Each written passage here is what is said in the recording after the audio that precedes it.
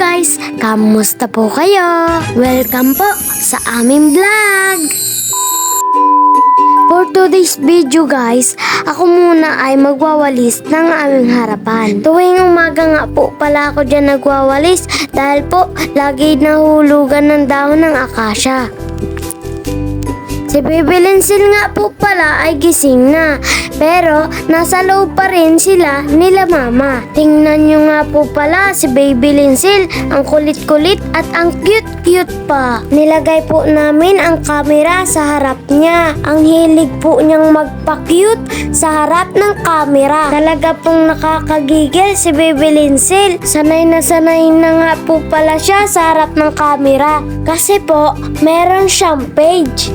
Ang Lensil Vlog. Sana po ay suportahan niyo po siya. Puro cute moments nga po pala yun ni Baby Lensil. Ako nga muna pala ang magbuboses dito. Busy po kasi si mama sa page ni Baby Lensil.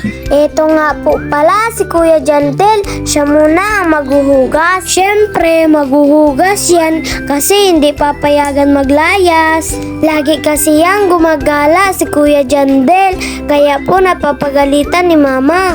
At sa mga oras na ito ay dumididi na si Baby Lensil sa bote. Kinakagat niya yung nipple ng syupon. Hindi naman talaga siya marunong dumidi.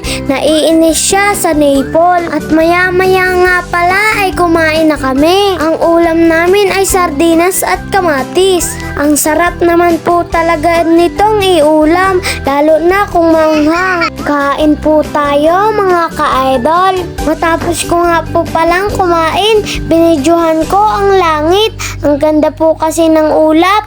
At eto nga po pala si Baby Lensil, nanonood sa cellphone. Seryosong-seryoso nga po pala si Baby Lensil. Nanonood siya ng Cocomelon.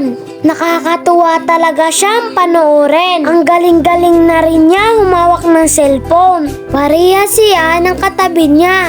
Seryosong-seryoso sa cellphone. Ang cute-cute naman nilang pagmasdan. Matapos nga pala ni Baby Lensil manood sa cellphone, sumakay na naman siya sa tiyan ni mama. Ang kulit talaga ni Baby Lensil, pero tuwan-tuwa siya sa ginagawa niya. Pero nasasaktan na si mama, kakatalo ni Baby Lensil. Tinataas pa niya ang kanyang damit at kinakagat. Habang inaawat ni mama, paulit-ulit pa rin niyang ginagawa. Kala ko nga mainis si mama sa kulit ni Baby Lensil. Aba, lalo lang pala siyang manggigil. At nang gabi na nga po pala ay lumabas sila Kuya Jandel. Pumunta sila sa tindahan ng ihaw-ihaw. At tuwang-tuwa naman si Baby Lensil kasi nakalayas na naman siya.